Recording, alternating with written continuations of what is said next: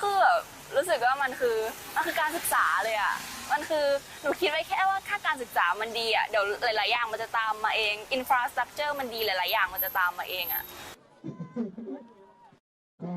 If the education system were good, other things would follow, said Isada Ongun Santao, one of the core leaders of the Bad Student Movement. A network of high school students started their movement in May last year. Under the name Bad Student, they have been protesting in front of the Education Ministry, making symbolic gestures in their schools and joining the anti-establishment protests. Their main goal is education reform, but they are also discussing the draconian regulations on uniforms, which include hairstyle rules and even the kind of school bag students may use. In some conservative schools, the rules go down in detail of the length of the skirt in centimeters, the length of their hair from the root to end, the color and the width of hair ribbon, the kind of socks and shoes, among other things. The students see these regulations as irrelevant to improving their education. It frustrates them.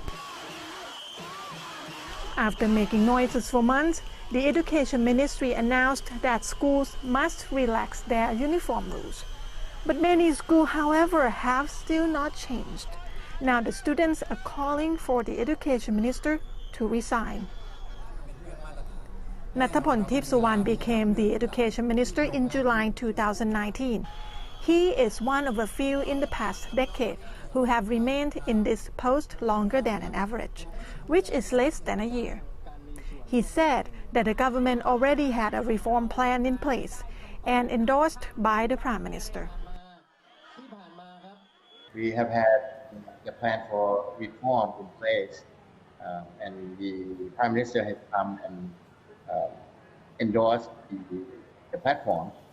Okay. We plan to reorganize the curriculum, and we have plans to re-educate the teachers in order for them to be able to improve their skills. Thailand allocates a very large budget to the Education Ministry. Every government talks about the need for the systemic reform, but it has not happened. Some academics say that because education reform is very complex and it takes a long time to see the results. Thailand has had almost 20 education ministers in the past 20 years. From a politician's point of view, education reform is not worth the energy if they think about it in electoral terms. Nathaporn admits that the lack of continuity from policy to policy is part of the problem. He is trying to lay down a foundation for the next minister. If education has no quality, people will have no quality. This statement is not just an opinion. In some people's minds, it is a fact.